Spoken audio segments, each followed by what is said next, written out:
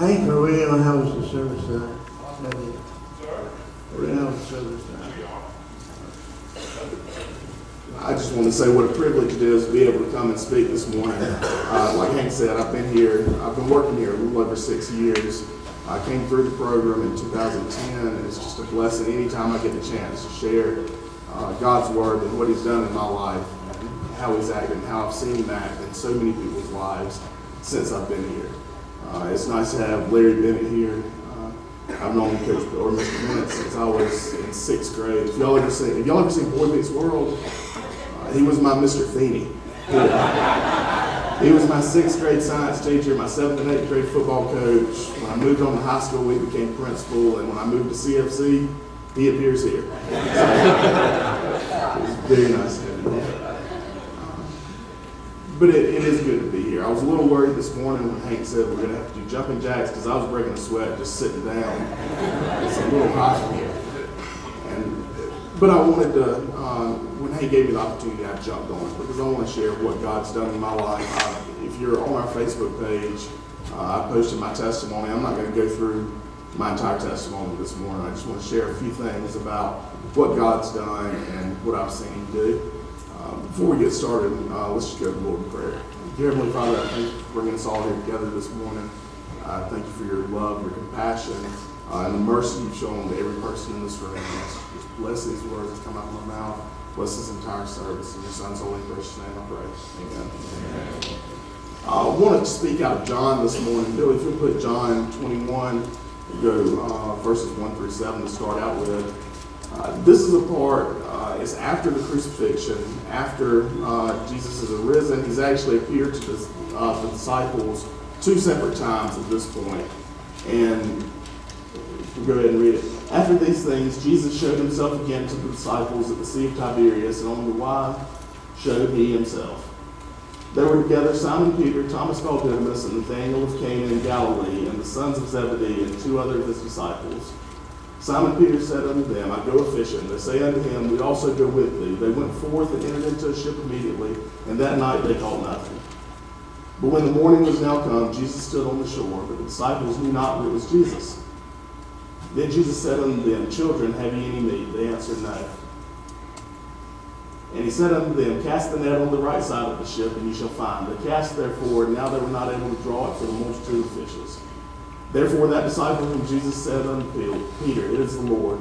Now when Simon Peter heard that it was the Lord, he girded his fisher's coat unto him, for he was naked, and he cast himself into the sea. Basically what's happened here so far is that Peter has said, I'm going fishing. It may not sound like much. Peter was a fisherman.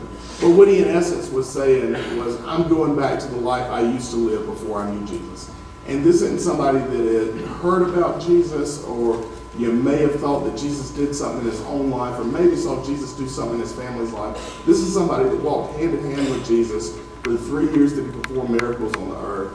He was with him step by step. He saw all the miracles he did, the parables he told. He saw him be crucified. He saw him rise from the grave, and he'd appeared to him twice. If anybody would have had faith that Jesus was real, that he was the Son of God, and that he was a miracle worker, it should have been Peter.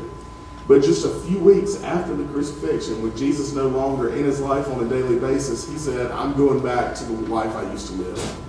And I want to ask, how many people in here have made that choice, have been there? And I know we have a lot of people that are here for multiple times where, while you're here, you're doing great. And everything seems to be going good. Jesus is here. You feel God's presence while you're in this place. And as soon as you get out, you're gone for a few weeks and you think, I'm going back to that life I used to live. So the message, if I had to title the message this morning, it would be, what will it take? What's it going to take for you in your life to turn your back on God for whatever miracles he's worked in your life? If you're in this program, he may have gotten you off drugs or alcohol. If you're a family member, you've seen what he's done in your loved one's life. What's it going to take for you to finally say, I'm going to go back fishing. I'm going to go back to the life I once knew. I can say in my life, the devil tried several things to get me to go back. It wasn't he didn't attack me, he didn't attack me personally. The way he comes and attacks is just through that little small voice in your ear, the little devil that sits on your shoulder. He says, this is what you need. And the reason I think he does that more than just attacks your body is if you look throughout the Bible, Satan's got the power to do just about anything under the sun to you. If you look at what he did to Job, he took his kids, his wife, his farm, everything he owned. He put boils on his body. He had him near death. Satan's got the power to do just about anything he wants to. But and this story appears in all three of the Synoptic Gospels, in Matthew, Mark, and Luke. When he's got the opportunity to tempt Jesus, you would think that this would be his prime time. If there was ever going to be a time where Satan would pull out all the stops, all the tricks he's got, everything he knows to possibly do, it would be when he's trying to tempt the Son of God. I mean, what better way to have a trophy in the best trophy case of all time than say, I was able to tempt the Son of God in the sinner. And what he did, he didn't hurt him. He didn't take something from him. What he did was he tempted him. He said, first, he said, you're hungry, turn these rocks into bread. Second, he said, the Word of God says that you have command over the angels, jump from the temple, and angels will surely rescue you. And third, he took him up to a mountain and said, if you bow down and follow me, you'll have all this. All the kingdoms of the world will be yours if you'll just follow me. And that's what he's done to me, and that's what he's going to do to you. It may not be an attack, a physical attack, where you can feel, where your body starts deteriorating and everything starts going wrong. It's going to be, hey, you're hungry, you deserve a drink. Hey, or the ego part of it, when he tried to get Jesus to jump off the temple and say the angels will catch you. It may be that your drug of choice was Oxycontin like mine was, and he says, you're clean off of that, you're sober. We know you're not going back to Oxycontin, but maybe you can just have a drink. You're strong enough to just have a drink. Or finally, the part about having the world and everything in it. You may be in a tour or in a position where you see yourself as benefiting from using drugs. Maybe your drug of choice was meth and it lets you work longer, and you say, well, I'm not going to get back addicted to it. I'm just going to go out and do enough to get through the day. It'll be okay. I'm strong enough. I deserve to be able to. But he's going to come in that little small voice, and he's going to say, it's going to be okay. Whatever you used to be, you're not that man anymore. You're not an addict anymore. You'll be fine if you just take this pill, take this line, take this drink. And if we'll go on, I just want to go ahead and read the next part of that chapter, 15 through 19. Billy, put it up there. So when they had dined, Jesus said to Simon Peter, Simon, Simon, son of Jonas, lovest thou me more than these? He said unto him, Yes, Lord, thou knowest I love thee. He said unto them, Jesus saith to Peter, feed my lambs. He said unto him again the second time, Simon, son of Jonas, lovest thou me? He said unto him, Yes, Lord, thou knowest that I love thee. He said unto them, feed my sheep. He said unto them the third time, Simon, son of Jonas, lovest thou me? Peter was grieved because he said unto him the third time, lovest thou me? And he said unto him, Lord, thou knowest all things, thou knowest that I love thee. Jesus said unto him, feed my sheep. Verily, verily, I say unto thee, when thou wast young, thou girdest thyself, and walkest whither thou wouldest. But when thou shalt be old, thou shalt stretch forth thy hands, and another shall gird thee, and carry thee whither thou wouldest. One more. This spake he, signifying what he said, he should glorify God. And when he had spoken this, he said unto him, follow me. Whenever you get in that position where, and we'll look at this in depth throughout this, whenever you get in that position where you've got the opportunity to go back to that life you used to live. Like I said, it may not be drug. Not everybody in here is here because of drug addiction. There's family members here. Whatever your sin of choice was, when you decide, I'm going to go fishing, I'm going to go back to that old life, Jesus doesn't just leave you to go back and just turn your back on him. He's going to come back and he's going to help you. And I never understood that when I got clean. I never had any sustained amount of clean time. From the time I turned 18 till I came into treatment, I may have been clean 3 or 4 days. So I never had any time to be sober and relapse. I never stopped. When I got clean, it was hard for me to fathom how somebody could be clean. I see people when they come in at their lowest point on a weekly basis. They come in and their life's in shambles. Either they're coming straight off of a binge or straight out of jail. Their skin's torn up. Y'all know the meth face look. It looks like you've been popping for French fries, kind of got acne all over it. It's not a good look. You don't see OkCupid and Tinder and all these dating sites where people put meth face up there. It's not a good look, and it's not something that I think anybody would strive to have that look. I don't think anybody would say, I wish that I could go out and lose all my money. I wish that I could go out and lose my family support. I wish I could go out and lose my job, get locked up. Nobody says that. But they end up doing the exact same things that got them in the place that leads to these consequences. And I couldn't for the life of me understand, why once you're delivered from drugs, why once your life is turned around and everything seems to be going good, would you ever want to turn back around? But there's stories in the Bible, throughout the Bible, of people that did the exact same thing. If you take the Israelites were enslaved in Egypt. They had 3 days a year where they could eat, days of festivals, where they could eat a decent meal. The rest of the time, it was basically grits.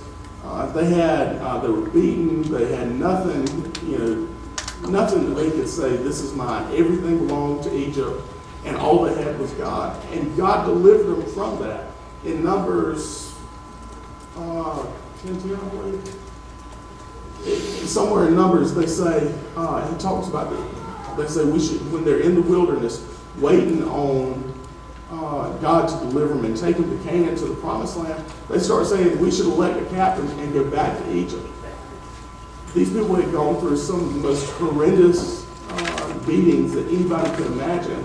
And just a few years after they've been delivered from it, after God's not only delivered them from that, promised them a better life, they're on the pathway to a better life, and all their needs are being met. They've got manna falling from heaven every day when they need meat. They've got quails coming from the sky. They've got everything they need and just about everything they could possibly want, but they start complaining and saying we'd be better off in Egypt. I think that's how a lot of people in this program get, is you get clean and stuff starts getting better, but then about 3 months in, you hit a wall. Maybe your family still doesn't trust you. Maybe your court case hadn't been dropped. Your kids aren't writing your letters, and you start thinking, even though it makes no sense logically, I'd rather just go back to use drugs. For one thing, drugs provide a temporary relief, but for another thing, it's comfortable. Whether or not it's fun anymore is one thing, but it's comfortable. When you have any time and addiction, you get used to living in the chaos. I think that's what the place Peter was at, was fishing wasn't what he was called to do. But it was something that he was comfortable with. So instead of doing what Jesus had called him to do, which was become fishers of men, to go out and tell the world about the gospel of Christ, he turned around and just went back to what he was comfortable with. I don't know how many people in here are trying to make that choice right now, whether you want to stick it out here or stick it out whether you've left here or not, and do what God's called you to do, to lead a sober life, to be the man God's called you to be, or if you want to just go back to what's comfortable. There's one of my favorite stories in the Bible that comes out of, it appears in Mark and Luke. We've got Luke first, is the story of the blind beggar. Most people are familiar with this story. He had, in Luke he's not named, in Mark he is, but it's starting in Luke 18. And it came to pass as Jesus and his disciples drew nigh to Jericho, that a certain blind man sat by the wayside begging, and hearing a multitude going by, he asked what this meant. And they that went before told him, Jesus of Nazareth passeth by. And he cried out, saying, Jesus, thou son of David, have mercy on me. But they that went before rebuked him that he should hold his peace. But he cried out the more a great deal, thou son of David, have mercy on me. And Jesus stood and commanded him to be brought unto him. And when he was come near, he asked him, what wilt thou that I should do unto thee? And he said, Lord, that I may receive my sight. And Jesus said unto him, receive thy sight, thy faith has saved thee. And immediately he received his sight and followed him, glorifying God, and all the people, when they saw it, gave praise unto God. This is some guy that had a disease that he could not cure on his own. I know there's people that get off drugs every single day. They just decide. I had friends in college that did it. I thought I was going to be one of them, where they do drugs, then all of a sudden they stop and never turn back. That wasn't the case with me. I had something that I could not fix on my own. I knew when I walked on this property that I could not get off the drugs on my own. I tried, and like I said, at best I could go 2 or 3 days without them. I could not do anything without some supernatural power delivering me from my addiction. This guy was blind from birth. And if you put up the verse in Mark, Billy, where this guy was blind from birth. He had no way to save himself. He had no way to heal himself. The only hope he had was for Jesus to come by and touch him. He called out to Jesus, ran to Jesus, and in Mark it tells us, and casting his garment, arose and came to Jesus. What he did when he did that, and this is one of my favorite verses in the Bible, was at that time he was a blind beggar. There wasn't food stamps, there wasn't TANF, there wasn't any type of programs where he could go get government assistance and help live. He was blind, he couldn't work, and the only thing he had that would let him live, basically, is this garment that he wore that identified him as a blind beggar. As long as he had that on, he could call out and people would give him alms, would give him donations, basically, and give him enough money and food to subsist so that he didn't die on the street. When he threw that garment down, that's him basically saying, I'm giving up that old life. You know, I'm never going back to the life I used to live.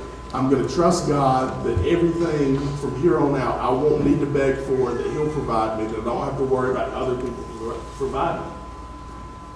That's the point I wanted to be at and it took me a while to get there, where that I threw that old life away. I didn't have this constant struggle whether or not today I was going to go back and use drugs, whether or not today I was going to go back to say, forget becoming an addiction counselor, forget leading people to Christ, I'm more comfortable doing this. I wanted to be like blind Bartimaeus and say, I'm throwing everything down, I'm going to glorify God, and hopefully, just like Bartimaeus, hopefully people will come to God as a result of it. When you look at Bartimaeus and Peter, Bartimaeus had never seen Jesus before, had never seen Jesus at all. He had heard about Jesus, and the one chance he had to get saved, he jumped on it. Peter, on the other hand, like we said, he had ample opportunities to see everything Jesus had done and still went back. So if you're in that spot today, what's it going to take for you? I talk to people on a monthly basis, if not a weekly basis, who have come in and relapsed. And undoubtedly, these are people who, when they were in the program the first time or in whatever program they were in, had said they're never going back. They're delivered. No matter what it'll take, there's nothing that the devil can do. There's nothing anybody can do that can bring me back to that old life. And it turns out there is. All it takes is a little pill being put in front of them, a line being cut out in front of them, one bad letter from home, one phone call where things don't go exactly like they want, and they're right back to that chaos. What's it going to take for you? If you're in this program and you've been delivered from drugs, you've seen God's hand work.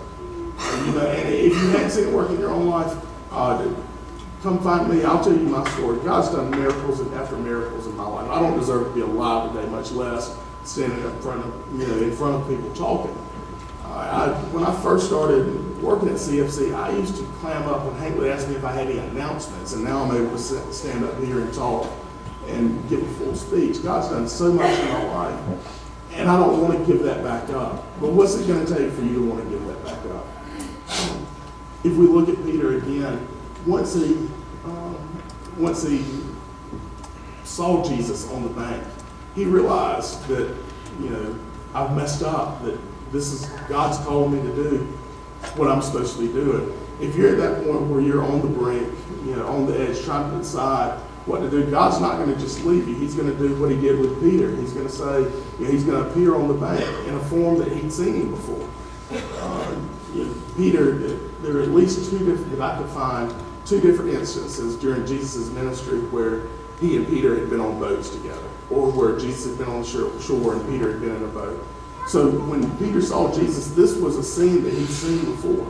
And God's going to come to you like that. If you called out to God from a jail cell, it may be in a jail cell that he shows himself to you again. If it was under a bridge, if it was in your car, if it was sleeping on a couch in your parents' house, you're going to see Jesus, because he's not going to let you just go back to that old life without giving you the chance to come back and be the man that he called you to be. And what did Peter do? As soon as he saw Jesus, as soon as John said, it's the Lord, he jumped in the water, dove in the water, and swam back there. He didn't even give him a chance to row the boat back. As soon as he realized what he'd done and that he was in danger of turning his back on God, he swam right back to him. And I hope if you're in that position today where you think that you may want to go back to that old life, or you may want to turn your back on God, that you're in that position where you can swim to Jesus right now. By the end of the service, we'll have an altar call that you go rededicate your life to Christ. If you've already passed that point, if you're in active addiction and you're trying to figure out if it's worth coming back to, God's still not going to leave you. Hank talks all the time about Christ leaving the 99 and going after the one lost one. He'll keep following you, but it's your decision. It's got to be your decision to come to him. And I don't know what got you in the position you're in today. I know sometimes I talk to people who they just want to go out and get high, where they're in treatment right now and everything they want to do is just revolving around going and getting high. Whether it's leaving the facility to do it, trying to get something brought in, just saying, forget everything else, I want to get high today. But not everybody's like that. And in some cases, it'll come down to where, you don't realize that what you're doing is about to put you in a circumstance where you want to get high. There's a story about these old hillbillies in North Georgia mountains. They're walking around, and there's hills and ravines in North Georgia where there's just these big holes in the ground. And they come up upon a ravine and decide they want to figure out how deep it is. So they get a little stick and throw it down there, trying to listen for the water that hits. Don't hear anything. So they think it must be pretty deep. They get a rock, throw it down there. They listen, don't hear anything. Finally, and this is where North Georgia isn't that different from where I grew up in South Georgia, there's car parks out in the woods everywhere. So there happens to be a radiator up about halfway up this hill. They get it, carry it down there, toss it into the hole, or look and don't hear anything. Next thing they know, a goat comes on top from the top of the hill, comes going full speed, running down, and just dives into that ravine. A suicide goat. Who'd ever seen anything? Next thing you know, they're talking to each other and they can't believe what they've seen. They've just seen a goat jump to his death for no reason at all. And they say, we need to get out of here. Somebody's going to come looking for that goat. I don't want to be the one to tell him that their goat just is down that hole. Well, sure enough, the farmer comes over the hill and he asks him, have you seen my goat? And they kind of hem haul around, and the next thing you know, one of the guys said, mister, we just wanted to leave here. We didn't want any confrontation. Didn't want to have to tell you this. But your goat died. We're standing here looking at this hole. Next thing you know, this goat comes, runs, and dives full speed ahead into this hole. Your goat's gone. And the farmer had this look of relief on him. He said, well, boys, that could have been my goat. My goat's tied to a radiator.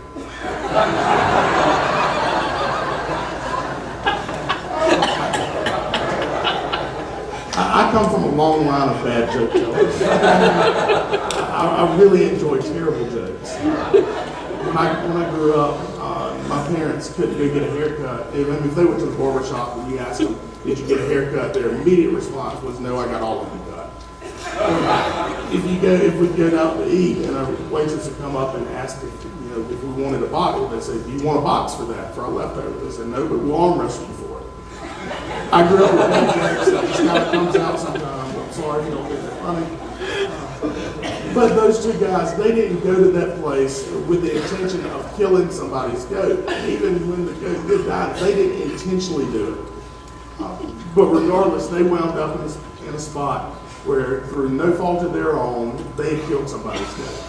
You may end up in a spot through no fault of your own where drugs are placed in front of you, and you've got to make that choice in a split second. What am I going to do? Am I going to get high? Am I going to just give in to it? Am I going to go back to that old life? Or am I going to stick with Jesus? At the end of that verse, when Peter comes up to him, Jesus asked him, he said, do you love me? He said, yes. He said, feed my sheep. If you're in that place right now where, and Freddie, you can come on up. If you're in that place right now where you don't know what you want to do, but you've seen Jesus, he's appeared to you again, and you're trying to decide what you want to do with your life, he's going to ask you, do you want to go on with what you've been doing? Do you want to go back to fishing? Do you want to go live that life you used to live, or do you want to follow me? And he's going to give you the opportunity to follow him, and he's going to do it in a quiet way. If that's you this morning, I hope that you've got, and he's talked about it earlier today, I hope that you can come up here and pray that God forgives you, and pray that he'll get your life back on track. I don't know what it will take for you. If you haven't relapsed yet, if you're on that brink where you don't know what you want to do, I don't know what it's going to take for you to go back to that old life. I know what it won't take for me. Most of you know my story. In August of last year, I lost my fiance.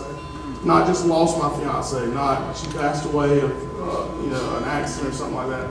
I lost her to a heroin overdose. The one thing that I've spent the last 7 years of my life trying to prevent, and every single person that walks through this door, I couldn't prevent the one person I love. it was tough. If there was going to be a time where I was going to relapse, it would have been then. I could have turned my back on God. We say the 4 relapse triggers are hungry, angry, lonely, tired. I had all of them. I wasn't eating. I was mad that she was gone. I was mad at whoever gave her the drugs. I was lonely because I didn't have anybody by my side. And I was tired because I couldn't sleep at night. If there was going to be a time where I was going to relapse, it would have been then. Thank God He provided people in my life that let me, that comforted me. He provided His comfort to me in a way that I've never felt before. People ask me all the time, are you strong? Are you staying strong through all this? And I'd lie and say yes. But the truth was I wasn't. I was weak. I couldn't handle that pain, that pressure on my own. And I had 2 choices. I could either go back to what I knew worked from years ago that would give me temporary relief, or I could trust in God, the same person that brought me out of drug addiction, the same God that brought me through every trial I've had. I could give my all to Him and let Him fight my battles for me. And thank God that's what I chose to do. Amen.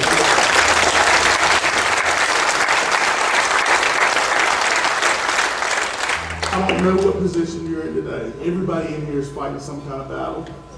Whatever you're doing, you've got a choice to either get through it with what you know works from years ago or what you've seen work with God. And I just beg you to choose God every time. I don't know if I'd still be alive if I chose drugs at that time. I know I wouldn't be in a position like I am right now. And it wasn't just that. After she died 2 weeks later, I get news that my dad's cancer's come back. Everything that the devil could throw at me, he was throwing at me.